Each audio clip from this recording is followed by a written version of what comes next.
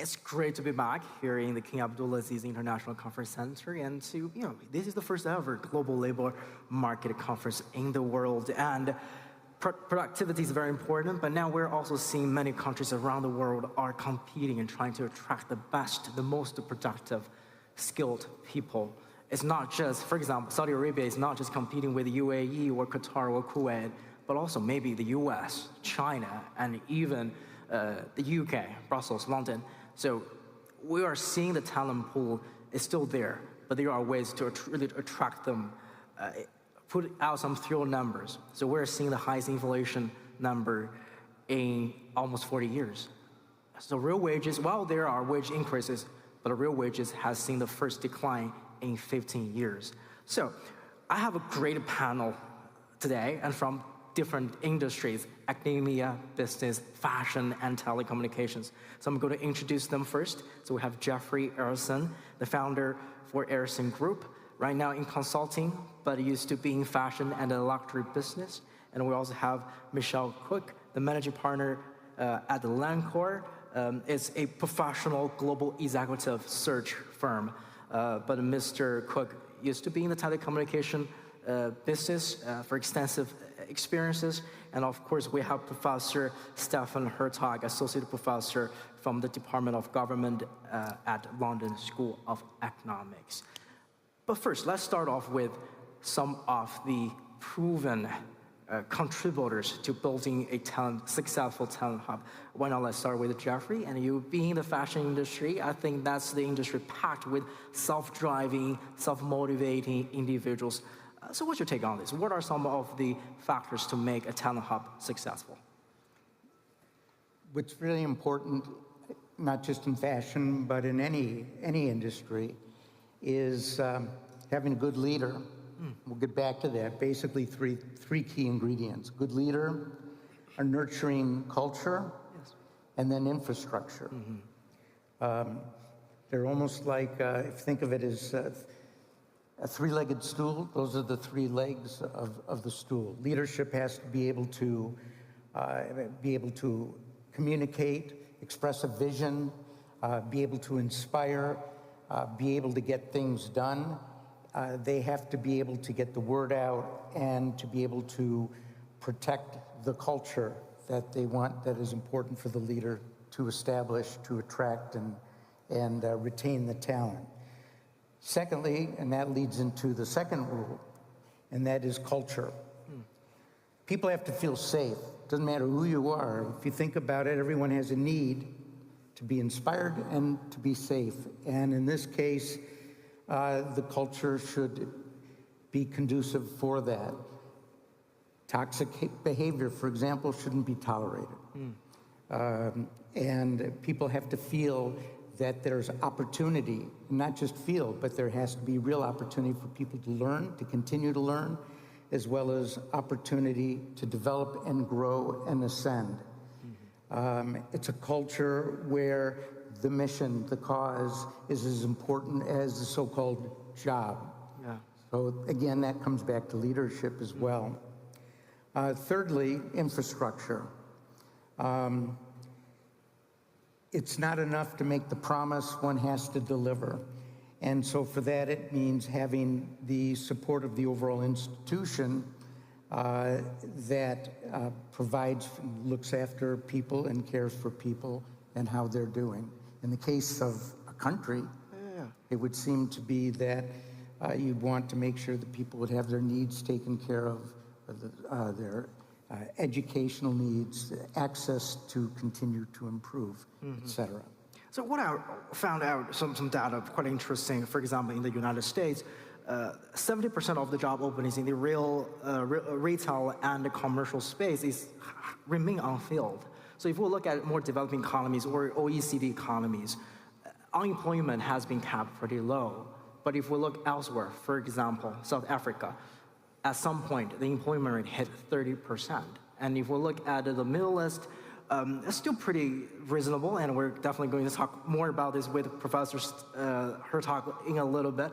But then, it's not just about for regular jobs, but also for executives. Mikhail, are there any differences, especially post-pandemic, is it harder for companies to find the right talented people to be in the management role? Well, thank you. The quest for talent is a global issue. Post-pandemic, we have seen increase in demand of leaders in many different sectors, whether it's technology and other sectors, not just here in the region, but globally. What we see here, though, is quite interesting. The economical situation, the macroeconomic situation here in the region is most probably one of the most attractive when you look at the global economy in Europe and the United States. So there's that, this place, the kingdom here and the MENA region is now starting to become kind of a magnet for a number of talents. Now, to attract these talents, you need to put together a number of elements. So first, we need to transition from what happened pre-pandemic, was more a kind of mercenary approach. People came for 1-2 years, and we need to move now to a kind of missionary concept, where people come here not just for a couple of years, but on a much longer term. You need to put in place the infrastructure for that. Infrastructure means education, means healthcare system for these families to come here, but also put together an environment where the element of cross-fertilization, which is the critical aspect of attracting talent from the Western world, will really function, and making sure that these cross-fertilizations with international leaders and local leaders will happen. And that's the only way to make it successful, both for international leaders and local leaders, and build a new model, a new leadership model in the region. Yeah. And actually, if we look at, zoom on to like Saudi Arabia, or even a lot of other Middle Eastern countries, they are really diversifying its economies and trying to reduce reliance on natural resources and boost tourism and technology. Can technology somewhat play a role in this, and especially for policy makings? I've learned yesterday there is an exhibit actually in the main hall. It's the National Labor Observatory is a program here in Saudi Arabia that can track where graduates go and if they are actually going to a job that what they studied. So what's your take on this, Professor Hertog? Can technology and policy making somewhat to encourage people to find the right job? You mean specifically also citizens, not only for attracting foreign talent? Both national or overseas. I think in an environment like in the Gulf economies, where digitization of the labor market and of commerce in general has proceeded very, very rapidly, and where also the gig economy has really exploded as an employment opportunity for citizens in particular, I think those kinds of digital platforms and also the retraining opportunities that are offered digitally and through digital matchmaking mechanisms, those are absolutely critical. And I think there's a lot of experience that's been garnered by the NLO, also by the HRDF in Saudi Arabia, by similar bodies in other Gulf monarchies. So given that you've got a very young, very tech-savvy population, and also a citizenry that does not rely on government employment anymore, they used to, the way they used to until about a decade ago, I think, yeah, it's absolutely critical. Professor, earlier there was talk that you mentioned that some types of jobs are really hard to cap here in Saudi Arabia, but according to the World Bank newly released report in 2023, we are seeing the new waves of migrants. So what's your take on this? Are there anything different compared to like 5 or 6 years ago in Saudi Arabia in terms of for foreign national to obtain a job here? Yeah, I think what I'd very much like to pick up what Michel said, in that at least in the higher skilled segment, people are much more looking for a permanent perspective, for the ability to bring dependents, to find good education for their children, to have a path towards permanent residency. So it's very much a move away from the temporary expatriate life, where you go for a few years and then you'd better return to your home market because your skills may atrophy, you'll be so less attractive, less employable. I think what's now happening is really the opposite, that this is a premium destination, and also some of the Gulf countries, the UAE in particular, but also Saudi Arabia, they've done a lot in regulatory terms to make it much easier to set up permanently, to have residency that's independent of employment, to dilute or abolish the sponsorship system so you're not dependent on your one employer. You can remain in the country also if you're temporarily between jobs. You can subscribe to social insurance mechanisms that you couldn't before. So at least in the higher skilled segment, there's relatively more equal treatment with citizens, which makes it much more attractive for top talent to come to the country.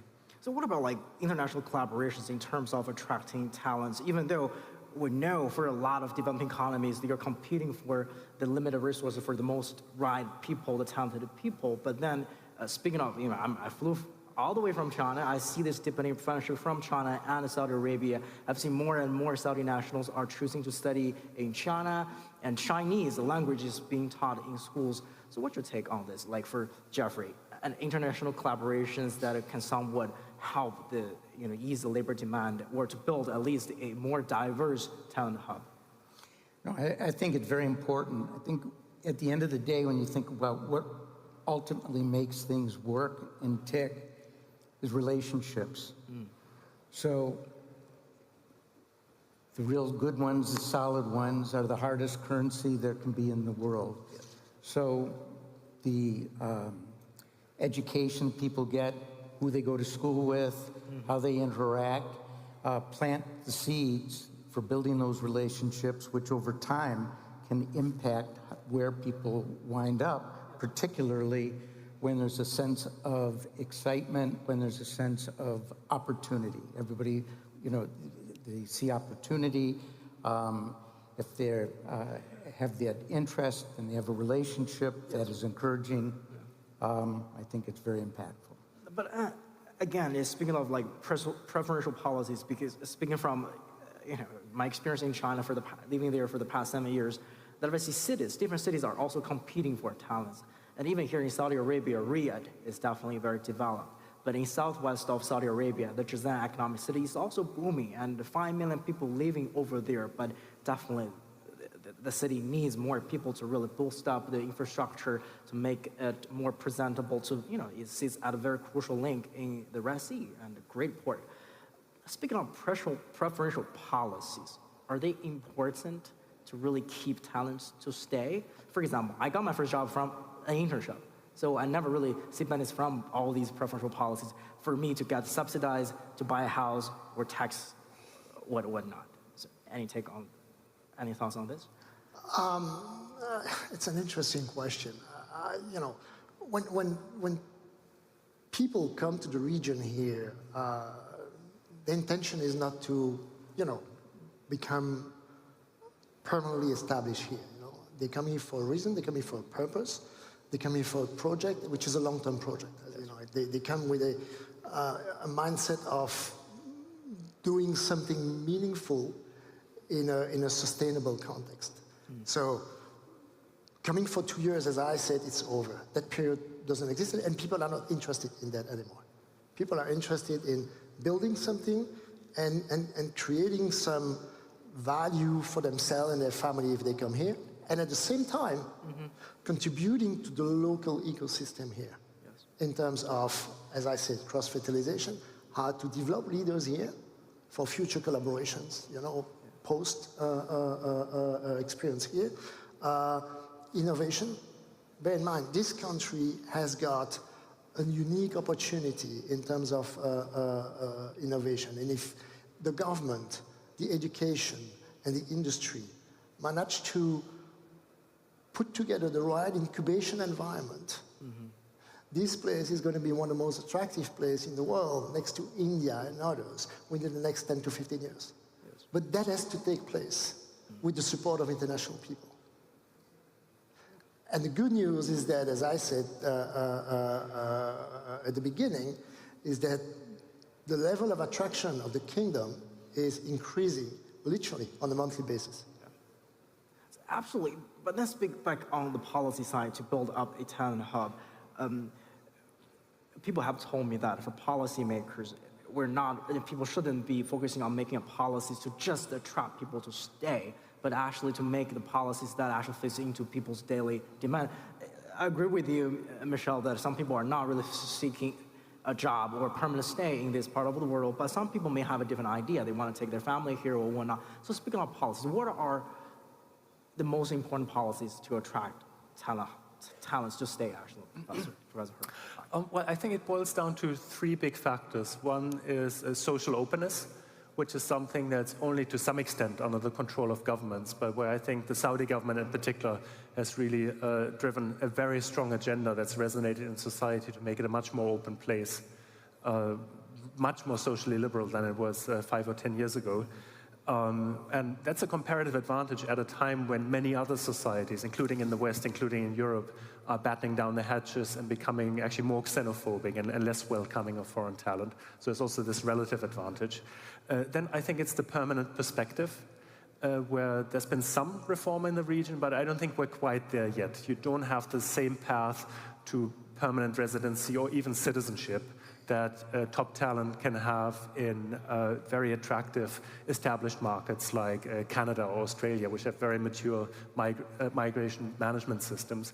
But there's been quite a bit of change. You know, there are those golden visa systems. It's easier to acquire property, to bring dependents, for your kids to go to local school and university. So it's traveling in the right direction. But I think a permanent perspective is very important. And finally, I think equal legal treatment, which relates to the permanent perspective. So not being under a sponsorship system where your employer can prevent you from leaving the country because you need an exit visa, where you can switch employers freely as a free agent and you don't need a no objection certificate. I think that's absolutely critical. So historically, these kinds of bonded labor arrangements were a real deterrent for top talent, and they're gradually being eroded. It's not perfectly implemented on the ground, so there's still mobility issues, but it's becoming a lot better. And I think talking to top talent, that's a critical distinction, that they can choose their employer locally and they're not sort of tied to one firm that then might restrict their mobility and take them to court if they want to switch to a different opportunity.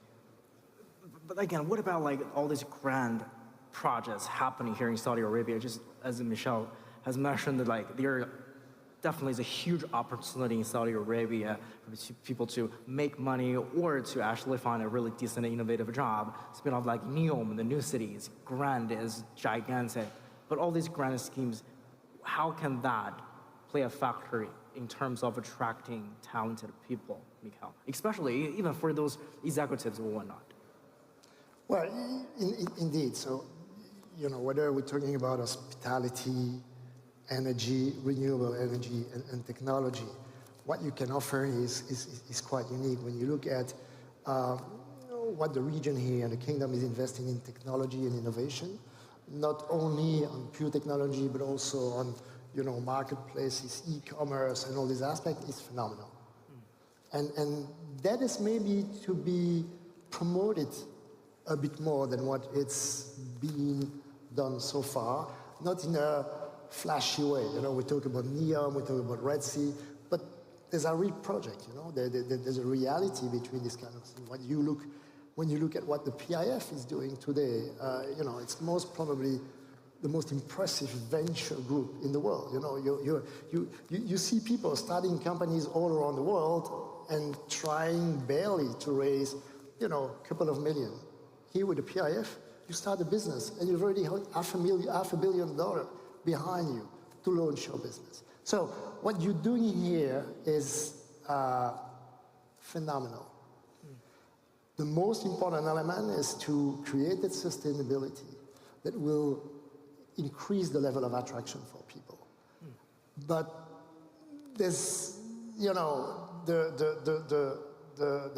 the foundation for success, the foundation for increasing the attraction of international talent, these foundations are there.